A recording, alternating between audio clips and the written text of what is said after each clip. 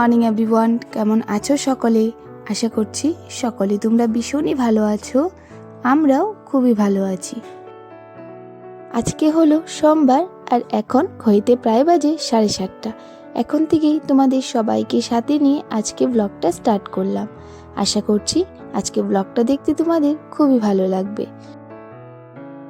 কালকের থেকেই ওয়েদারটা তেমন একটা ভালো না, তো আজকে সকালেও তেমন একটা ভালো না। তো কালকেও যেমনটা বৃষ্টি বৃষ্টি ছিল, আজকে সকালেও একটু হালকা হালকা বৃষ্টি হচ্ছে। তো কয়েকটা কাপড় তো ধুতেই হতো, তো কয়েকটা কাপড় এই যে ধুয়ে ঘরের ভিতরে মেলে দিচ্ছি। ভেবেছিলাম বাইরে মেলে দেব, তো স্নান টান করে এসে দেখি আবারও সেই বৃষ্টি শুরু হয়ে গেছে। কালকের কাপড়ও তেমনভাবে শুকায়নি, তো ভাবলাম না ঘরের ভিতরে দিয়ে রাখি, যতটুকু শুকাবে শুকাবে। এখনও এই ঘরটা ভাড়া হয়নি বলে আমাদের যখন যা কাপড় থাকে এই রুমেই রেখে দিই। বৃষ্টির দিন তো বেশ ভালোই লাগে, কিন্তু এই যে কাপড় যে শুকায় না, এটার জন্যই ভালো লাগে না। তো কাপড় একদিন না শুকালে কেমন একটা গন্ধ বেরোয়, তো সেই কাপড় আবার না ধুয়ে পরা যায় না। তো যাই হোক, পুজোটা দিয়ে চলে এসেছি আবার রান্নাঘরে। এসে এক গ্লাস জল খেয়ে নিলাম, খেয়ে তারপর এই যে বিস্কিট, টোস্ট বিস্কিট, তো এটা প্যাকেটের থেকে বের করে ডিব্বাতে ঢুকিয়ে রাখছি। আর এই বিস্কিটটা না খেতে কিন্তু বেশ ভালো লাগে চা দিয়ে। তো মা বাবা চা দিয়ে নিয়েছে, আমি তো সকালে চা খাই না, তো আমি এখন খাবো না। মা বাবা চা খাচ্ছে আর আমি এই যে ডিব্বাতে রেখে দিলাম বিস্কিটগুলো। আর এখন আমি যাব সবজি কাটতে, কারণ সকালে রান্নাটাও বসাতে হবে। আজকে সকালে রান্না করব গাজর আলু ভাজি আর করব মসুর ডাল। অনেকদিন হয়ে গেল গাজরগুলো আনা হয়েছে, তো ফ্রিজে ছিল, আজকে আবার বের করে দেখি একটু একটু করে নষ্ট হয়ে যাচ্ছে। তার জন্য ভাবলাম আজকে অল্প একটু ভেজে নিই, আর বেশি দিন থাকলে আবার নষ্টও হয়ে যাবে। আর এখনের দিনে গাজরগুলো আর তেমন একটা ভালোও লাগে না খেতে, কেমন একটা লাগে। তো যাই হোক, তো অনেক দিন হয়েও গেছে, তো এই গাজরগুলো এখন না খেলে পরে গিয়ে আর খাওয়াই যাবে না। তো তার জন্য ভাবলাম ভেজে নিই। আর এখানে কিন্তু আলু একটু কম দেওয়া হয়, গাজর একটু বেশি দিয়েই ভাজি, কারণ বাবা খায়, বাবার সুগার আছে, বাবা আলু কমই খায়। গাজরও খেতে ইচ্ছে করে না, কিন্তু তাও ধরো একটু একটু দিলে খেয়ে নেয়, কিন্তু আলুটা কম দিলে তাহলেই খায়। আমাদের মতো হাউসওয়াইফদের কিন্তু সকালটাও শুরু হয় যেমন রান্নাঘর থেকে, শেষও হয় রান্নাঘর থেকে। তো সকালে উঠেই যে এই যে বাসি কাজবাজ সেরেই আগে রান্নাটা বসাতে হয়, কারণ বর সকালে খেয়ে যায়, একটু ভালো কিছুই রান্না করে দিতে ইচ্ছে করে। কারণ সকালবেলা না ও সেদ্ধ ভাত খেতেও পছন্দ করে, কিন্তু কখনো আমার মনে হয় যে একটু ডাল বা একটু ভাজি করে দিই, ও এটাও খেতে ভালোই বাসে। তো বেশি তরকারি না তখন তো সকালবেলা তেমন একটা ভালোবাসে না, তো ডাল সেদ্ধ ভাত দিলেই ও বেশ ভালো করে খেয়ে যায়। তো এখানে দেখো ভাজিটা বসিয়ে দিয়ে চলে আসলাম আবার ঘরে, কারণ ঘরের বিছানাটা উঠাতে হবে। বর্মশাই উঠে পড়েছে, আর আজকে কি হয়েছে, মাম্মাম উঠেছে সেই 4:45টার দিকে, উঠে বলছি মা আমি দোলনাতে শোবো।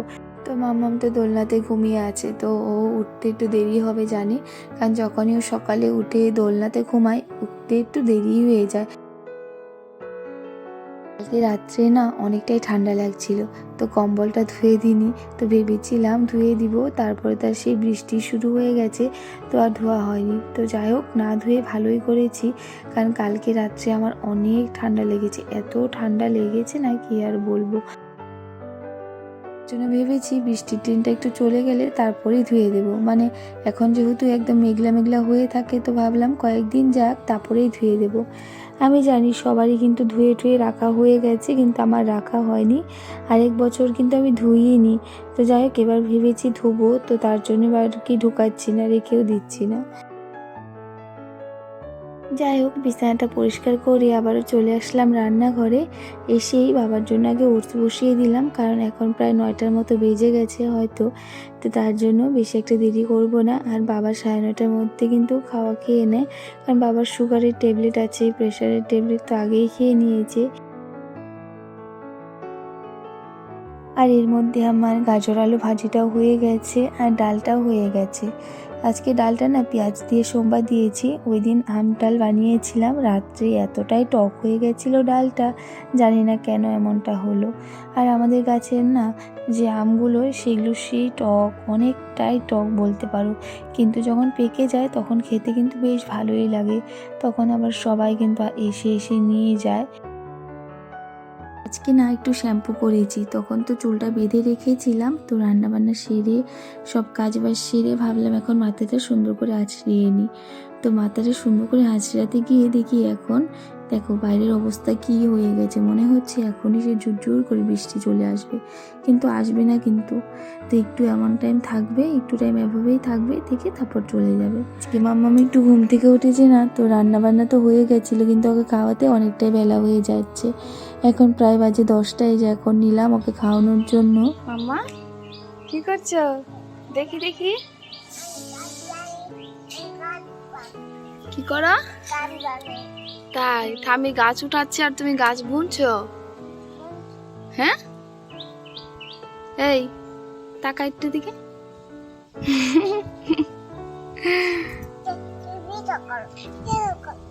করছি করছি। আমার ভাত খেয়ে এসে ওর ঠাম্মিকে দেখেছি এখানে ঘাস উঠাতে, তো বলছে আমিও উঠাবো। তো ঠাম্মির সাথে ওখানে ঘাসগুলো উঠিয়ে নিচ্ছে, বারান্দাতে যে ঘাসগুলো হয়েছে না সেইখানে আর কি। আর আমিও কয়েকদিন আগে উঠিয়েছিলাম, এখন সে আবার হয়ে গেছে, এখন আর সে থামবে না, এখন একটার পর একটা একটু একটু করে হয়েই থাকবে। আর এখানে অনেক দিন হয়ে গেল, তো জলটা না ভাবছি চেঞ্জ করব গাছের, কিন্তু বের করে দেখি এখানে শিকড় হয়ে গেছে। তো মানে বলে না, যখন যে গাছটা বেশি করে যত্ন করবে তখন সেই গাছটা কখনো সুন্দরভাবে হবে না।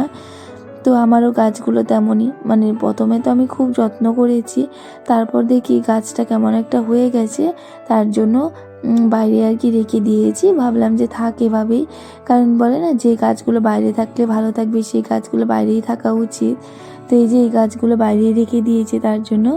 তো আজকে অনেক দিন পরে দেখেছি না, দেখে কিন্তু বেশ ভালোই লাগছিল। আর এখানে দেখো একটা ডাল কিন্তু আবার এই গাছটারও বের হয়েছে আর এই গাছটারও বের হয়েছে।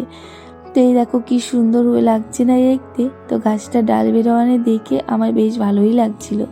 আর জলটাও চেঞ্জ করিনি, তো ভাবলাম শিকড় হচ্ছে যদি কয়েকদিন থাকে জল, পরে চেঞ্জ করব। আমাদের এই ধুতুরা ফুল গাছটা যে দেখছো না, এই গাছটা কিন্তু কেউ বুনেনি, একা একাই হয়েছে। আর এই ছোটোর থেকেই গাছটাতে এত করে ফুল ধরছে, একটা না একটা প্রথম নতুন নতুন ধরেছে, কিন্তু একটা দুটো করে ধরেছে, কিন্তু এখন যত বড় হচ্ছে বেশি করেই ধরছে। তো কালকে আরও 3-4টের মতো হবে। তো এই যে দেখো আবারও চলে আসলাম, আমাদের এখানে তিতা করলা গাছ হয়েছে, ফুল গাছটা একদম ঘেরিয়ে নিয়েছে তিতা করলা গাছটা। এসে দেখি অনেকগুলো তিতা করলা হয়েছে আর অনেকগুলো নষ্টও হয়ে গেছে। ভাবলাম আজকে তিতা করলাগুলো ভাজবো, তো এখানে এনে মাকে কেটে দিয়েছি আর মাছ এনেছে। মা বললো আমি রান্নাটা সেরে নিই, তো এখানে মা রান্না করবে আজকে দুপুরে। আমিও কয়েকটা কাপড় উঠিয়ে নিয়ে আসলাম, এই কাপড়গুলো কালকে রৌদ্রুতে মেলেছিলাম, তো কালকের থেকে তো ভালো রৌদ্র নেই, আজকে দেখি একটু হালকা শুকিয়ে গেছে, রৌদ্র নেই কিন্তু খুব সুন্দর হাওয়া দিচ্ছে। তো দেখি শুকিয়ে গেছে, ভাবলাম আলনাতে ভালো করে ভাঁজ করে রেখে দিই। আর মাম্মাম এখানে ছিল, তো মাম্মামকে বলছিলাম মাম্মাম তুমি আমাকে এই এই জিনিসটা দাও, এটা দাও বলছিলাম, আর ও আমাকে একটা একটা করে দিচ্ছিল। আর কালকে আবার আমরা যাচ্ছি মামার বাড়ি, তো কালকে আমাদের এখানে আবার ভোটও, তো ভোটটা দিয়েই তারপরেই যাব। বাবান যাবে, আরও মামা একটা আছে, মামা যাবে, তো সবাই মিলে আর কি আমরা যাব। তো তার জন্য ভেবেছি সকাল সকাল কালকে উঠতে হবে, আর যত যা কাজ আছে যেমন কাপড় টাপড় ভাঁজ করা, আজকে একটু পরিপাটি করে গুছিয়ে নিই। প্রথমে তো ভেবেছিলাম বেশি একটা জামা নেব না, কিন্তু এখন দেখি বেগ ভর্তি হয়ে গেছে, আমার না মামনির ড্রেস নিতে এতগুলো ভর্তি হয়ে গেছে। আমরা তো যাচ্ছি মাত্র 2 দিনের জন্য, কালকে যাব, পরশুদিন থেকে তারপরের দিনই চলে আসব। তো চলো, এই দেখো বেগটা গোছানো হয়ে গেছে। তো আবার কালকে ব্লগে দেখা হবে, আশা করছি তোমাদের আজকে ব্লগটা দেখতে ভালো লেগেছে। রাধে রাধে।